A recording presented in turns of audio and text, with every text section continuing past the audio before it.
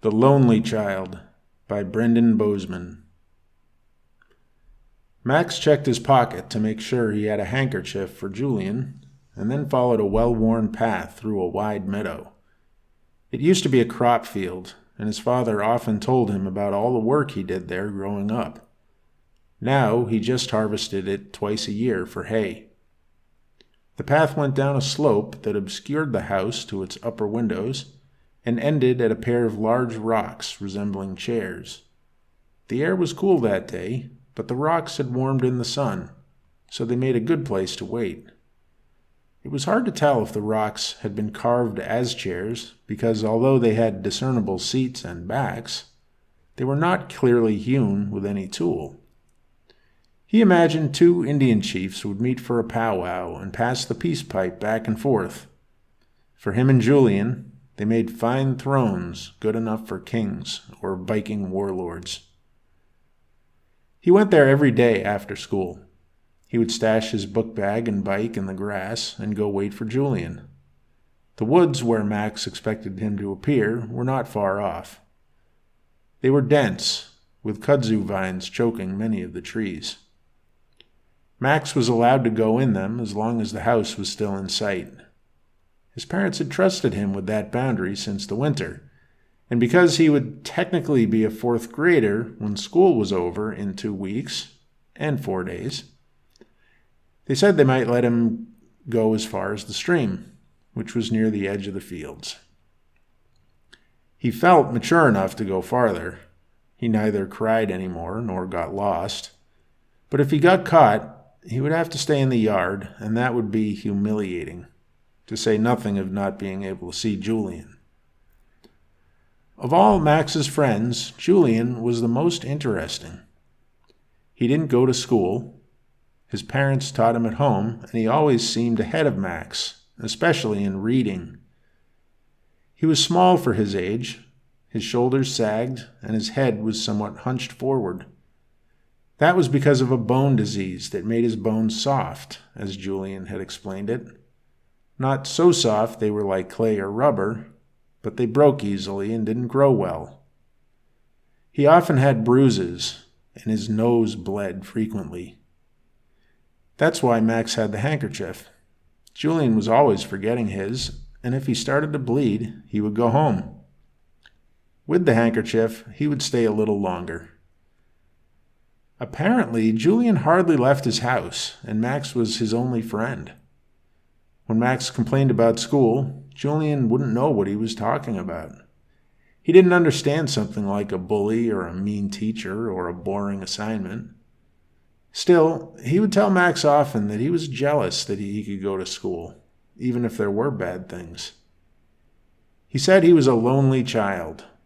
Actually, he had said he was an only child, but Max had heard lonely, and Julian did not correct him.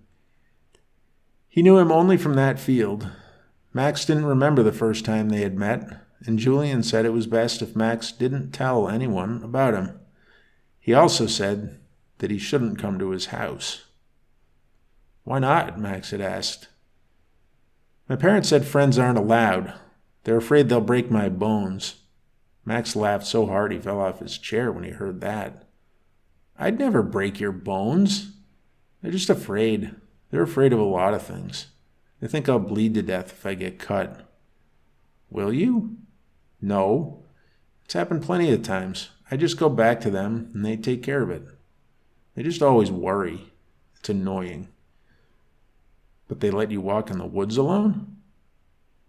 When Max asked questions of Julian that cut too close to details of his home life, and Max could never tell if he was getting too personal, Julian would turn the subject back to school or what Max had for homework.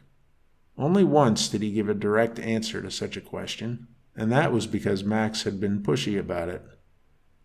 He said, "Some things are just secret, and the only secrets you really have are between your own ears."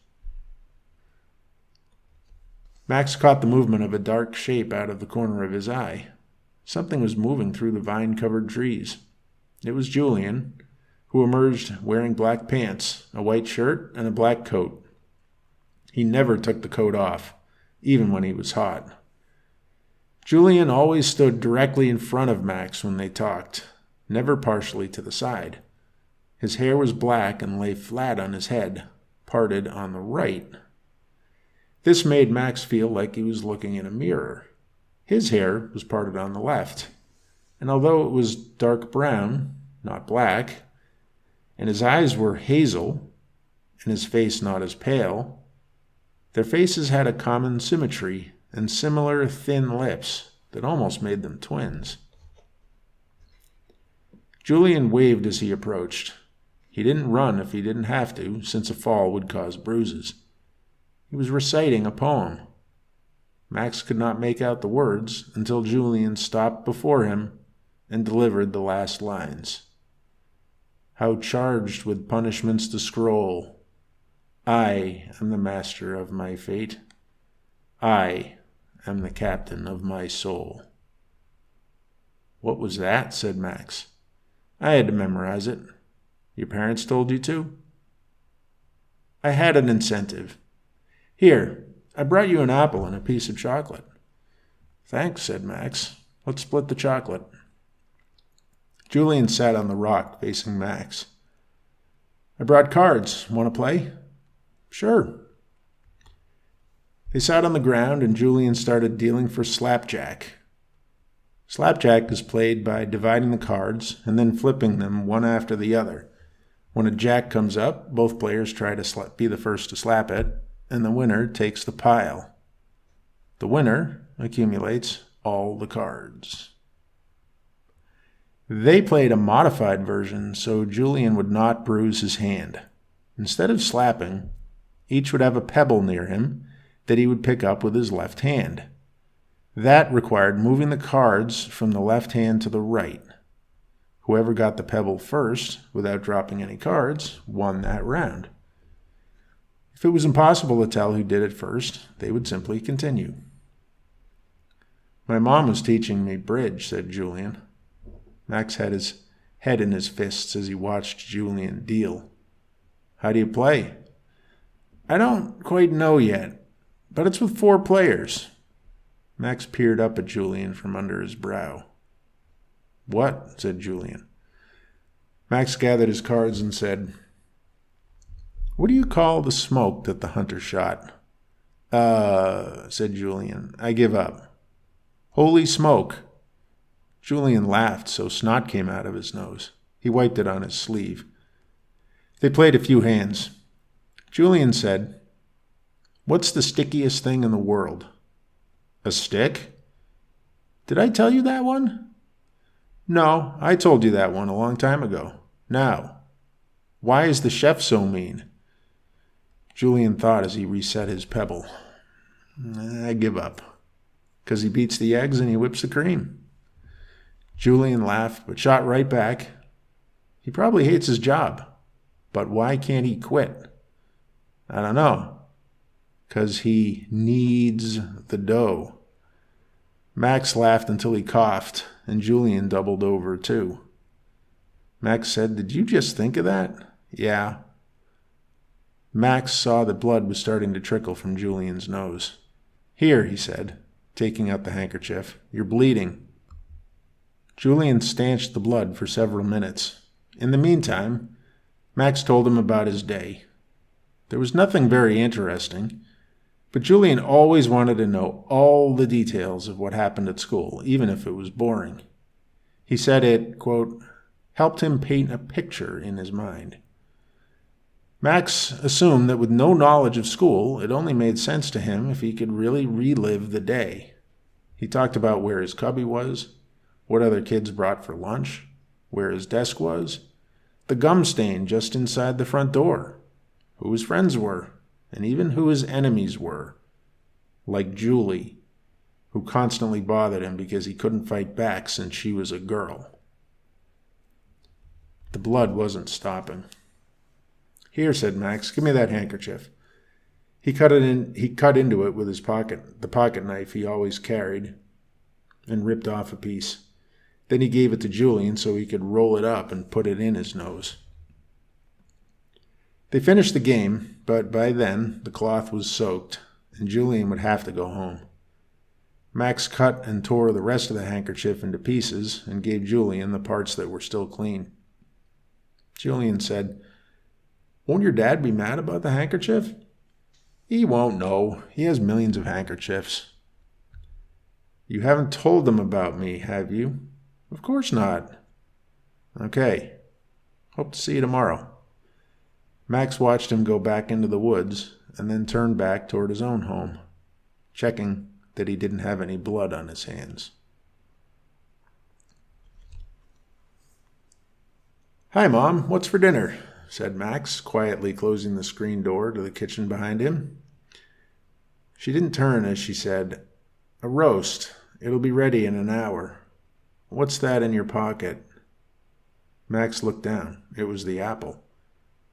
"It's an apple. Julie gave it to me at school." His mother smiled. "That's nice. It's good you're nice to the girls." Max smiled slightly at his quick thinking.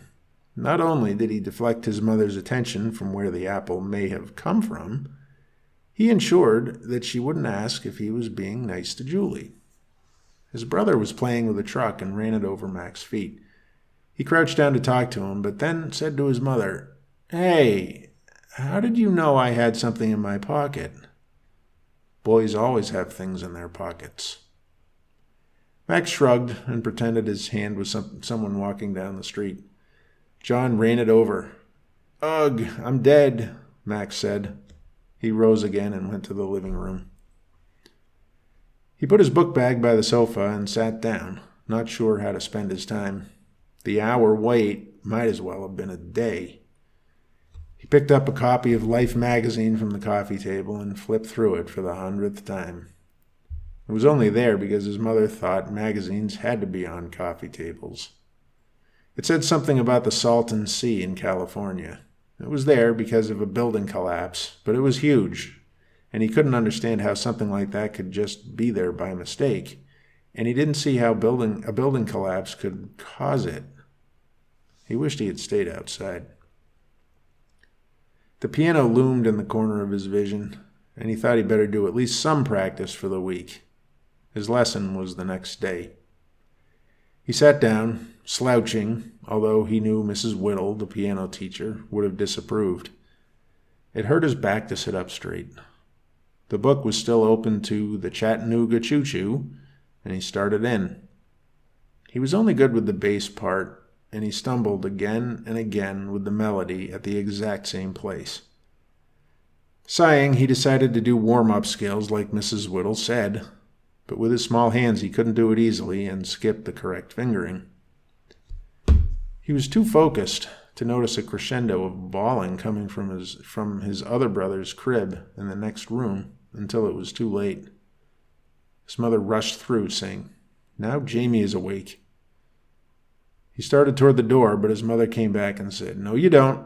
The damage is done now. You might as well keep practicing."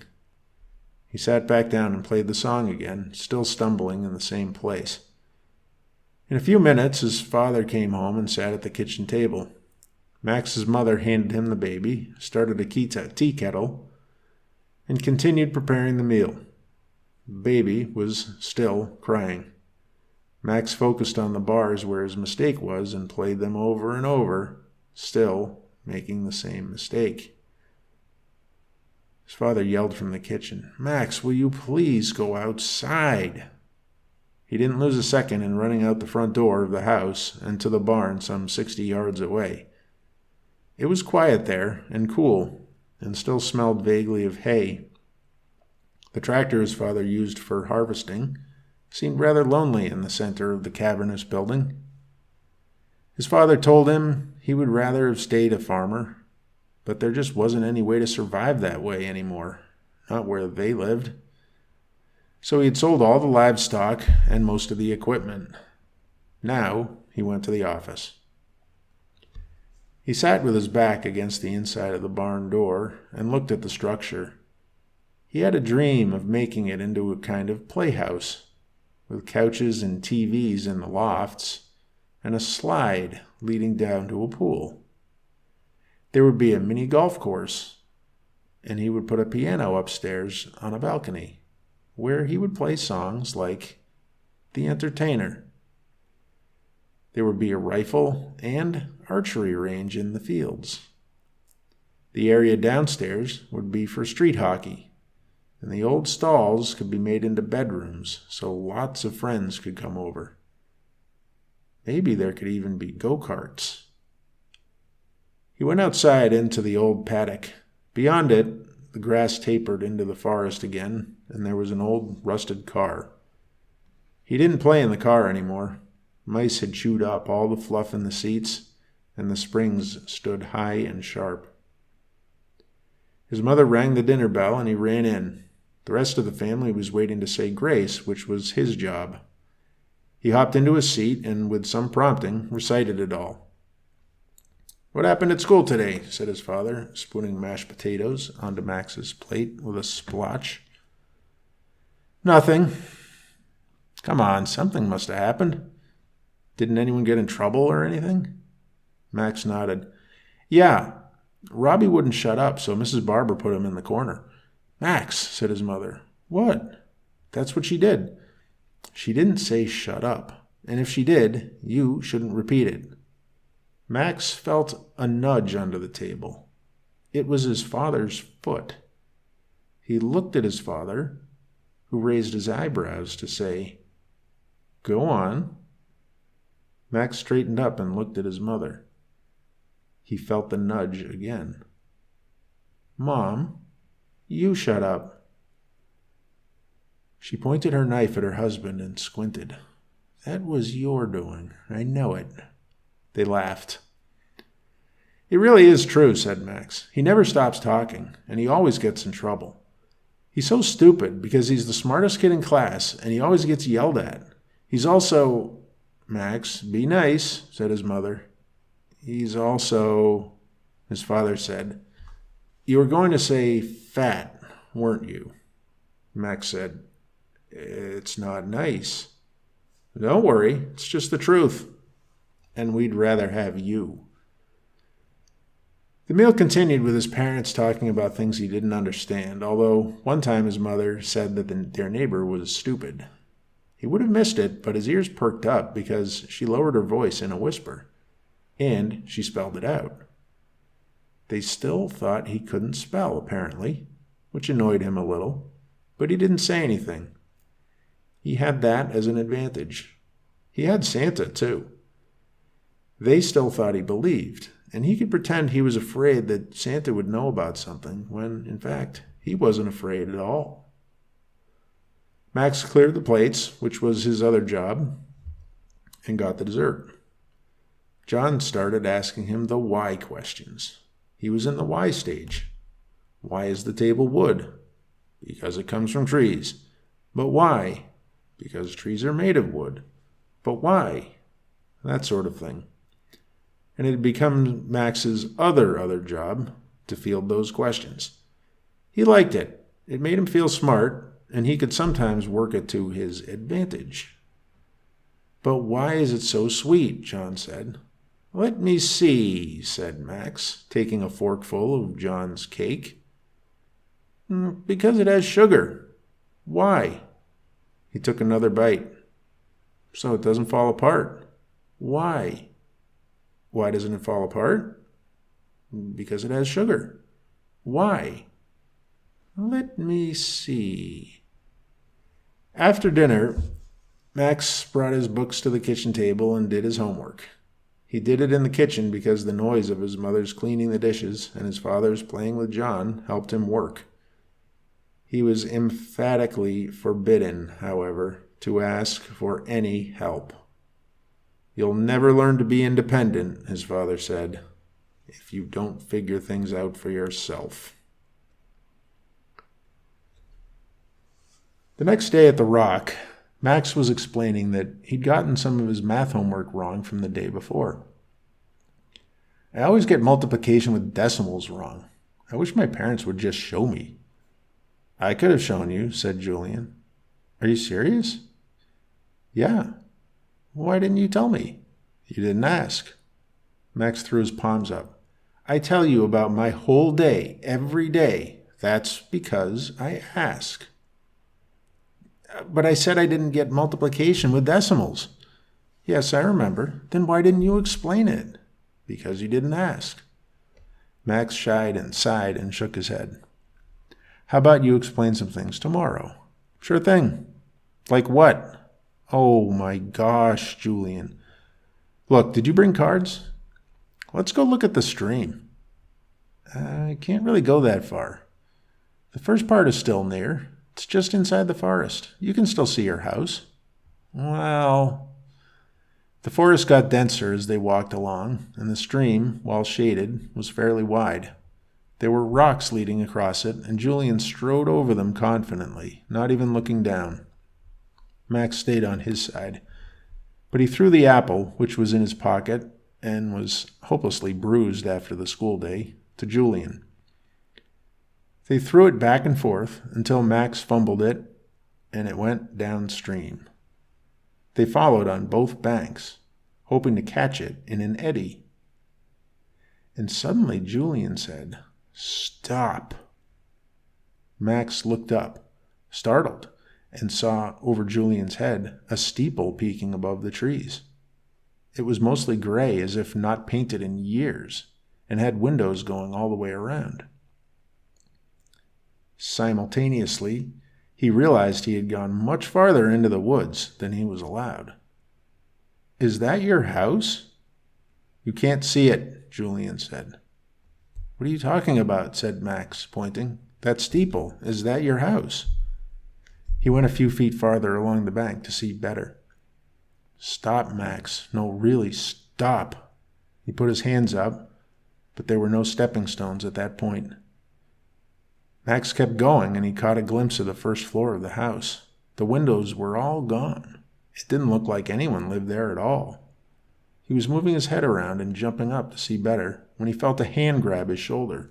Julian, soaking wet, growled, "Go home." "Whoa, you scared me. Go home." "I'm gonna," he said. "But is that your house?" Julian's mouth worked itself into contortions. "You're embarrassing me. Go home." Max, taken aback by the sudden intensity in Julian's face and voice, stepped back, turned, and ran all the way to the rocks. There, he looked back, but Julian was nowhere to be seen. He sat for a few minutes, catching his breath, hoping Julian would come along and explain himself. But he never did, and Max went home, just glad he hadn't gotten caught. The next day, Max had his homework papers with him as he waited for Julian on the rock seats, and after a time, it was apparent he was not coming. Julian didn't come every day, so that by itself was no cause for concern. But it made Max anxious to think he might be mad at him. He had meant no harm. The day had been cloudy, and after a drop fell on his face, he thought perhaps Julian's parents were keeping him in. He knew he should go home too, if only to save his papers, but he was drawn to the stream, and gathering his notebook and papers, he went down the path toward Julian's house. He found the crossover point and, taking a gulp, stepped on the first stone. Despite Julian's ease in crossing over the day before, the stones were wobbly. He retreated and tried again. He found that as he stepped on the second one, he had to keep moving just to keep his balance. He stepped faster and faster until he had to leap onto the far shore. He felt lucky to make it. If he had fallen, his notebook would have been ruined, and worse, he would have no way to explain why he was wet. And that would have meant weeks in the yard. Julian might think he was mad at him and stop coming to meet him altogether. He kept going and found the steeple again. There, the stream was narrower, which made the water deeper and faster. Julian must have struggled to swim across the day before. The steeple vanished, behind branches and reappeared as he continued. More of the house came into view, and what he had earlier thought was the first floor was really a second floor. Some windows were still intact on the lower floor. There was an overgrown driveway cutting through the tangled hair of a front yard. Bushes were growing at random places, and saplings poked several feet into the air. The house was much bigger than his own, with a wide front porch and at least a dozen windows on the front facade. The white paint was peeling, and much of the building was as gray as the steeple. There were no curtains, and he could see right through some of the back windows. He walked up to the driveway, which disappeared into the woods to the right, and crunched toward the house, eyeing the windows, but seeing no one. There was a brick walkway leading to the porch, and he crept forward slower and slower to the porch steps. Setting foot on them would be, to him, officially violating Julian's privacy. He stopped at the bottom of the stairs, his heart pounding, and called, "Julian?" There was no answer. He took the first step, which creaked under his foot. A terror seized his heart that told him to flee, to run at all costs, and burst into the door of his home where even his piano lesson would seem like a safe haven. But he mastered himself. He sped up with each step and rushed to the front door, where he knocked before he could think twice. No answer. He knocked louder and called Julian's name. There was no movement, and he was about to go when, instead, convinced he was alone, he tried the knob. It twisted, and the door creaked inward. He opened it just enough to poke his head in and call for Julian again. Hearing nothing, he slipped inside to a front hall, empty and bare-walled. There was a large staircase, and chunks of plaster had fallen to the floor. The gray light dampened the brown of the hard wood, which was black with water damage in places, and it barely revived the patterned crimson wallpaper. To the right was a living room with nothing in it except for a wooden chair and a small table next to one of the two fireplaces. And to the left was a dining room furnished only with a card table and 3 folding chairs. A few books stood in the built-in shelves that adorned both rooms. Toward the back was a kitchen. He crept over to it, noticing a few pieces of silverware on the counter and an old coffee percolator. Max was bewildered. Did Julian live upstairs? His eyes locked on a door that seemed to lead to the basement. Opening it tentatively, he revealed stairs disappearing into deep darkness. The walls were covered in cracked plaster, which had fallen in dusty clumps. He saw no footprints, so he thought Max couldn't be down there, and he needed no more reason than that to avoid venturing down. He would explore upstairs first. The stairs in the front hall had dust and debris on them too, and he went up, quickly but carefully. He called for Julian again, then went around to the various rooms, whose doors were all open. There were 4 fireplaces and 4 full bathrooms on that floor, 1 for each bedroom, which amazed him because his whole house had just 1 fireplace and 2 bathrooms. That is, 1 full bathroom plus another tiny one with just a toilet that had once been a closet before the farm had plumbing. Only then did it occur to him that a mansion like this was completely out of place in his town. Whoever had lived there must have been rich. But no one in his town was rich. Surely his father would have mentioned a mansion that close by. But maybe he kept it from him because it would make him want to explore too much. He could find no stairs to the steeple until he came across what looked like a closet door, which he opened with terror, half expecting to find Julian lurking there. It had a spiral staircase that led to a room with a built-in eating nook and a kind of shelf going all the way around where books or binoculars or anything else could be placed. It would be a nice place to have lunch with several people, or just to sit and read or write. There was a tiny elevator in the wall. Later, he realized that it was a dumbwaiter to send food up. The glass was still in all the windows, and he could see everything in town: his school, the firehouse, the church, and even his own house. When he looked closely, he could just see his bedroom window. This he found strange. If he could see his window and everything else, why had he never noticed the steeple before? Drops of rain pinged against the windows, and he almost regretted coming. He didn't really have a way of protecting his papers.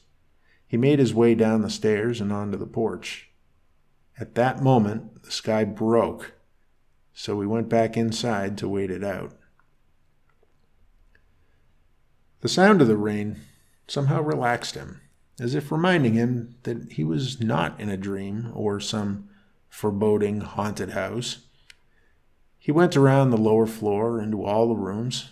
There was little to be found except more fireplaces and bathrooms, old pencils, some books, a camera that couldn't possibly work anymore, a few glass lamps, and a few electric ones.